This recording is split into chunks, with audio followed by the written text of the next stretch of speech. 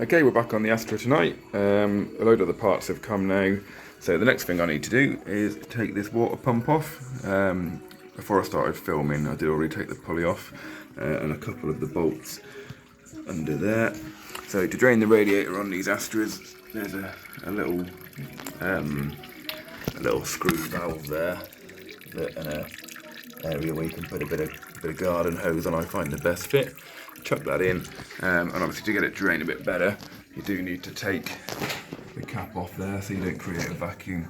So I'm going to get this swapped out, and then I'll show you what it looks like with a new one on. Okay, that's the water pump off now. I've taken the old one off, and to be honest, it was actually in pretty good condition. Probably didn't need changing, but seeing as though I've got everything off, it's probably for good measure. What I will do with this one though is I'll keep hold of it, because if there's someone out there with one of these, their water pump fails, they're in the shit, they got no money, I can fit this for them, and it'll get them going again until they can get a new one. But to be honest, that probably didn't need replacing. I'll now fit the new one. Okay, that's the new water pump fitted now. All I need to do now is get this thing on. So what I'll probably do with these is, these come with like a Loctite from the factory, the screws, so I'll clean that off, and I'll put some new Loctite on there. Get this pulley on in a minute. Unfortunately I can't record with two hands at once, so I'll be back in a moment. Okay, that's the pulley back on now, with fresh Loctite in the bolt so it doesn't rattle out.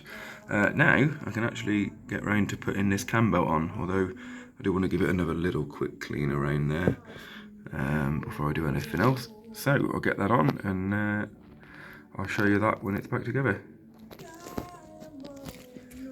Okay, the new cam belt's on now, so make sure it's all timed up. That little mark's got to be lined up with the arrow on the bottom of the pulley.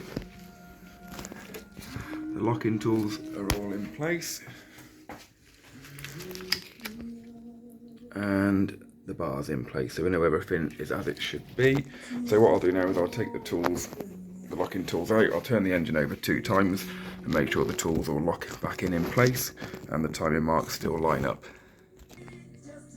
Okay, timing marks and everything all line up, tools are back in place,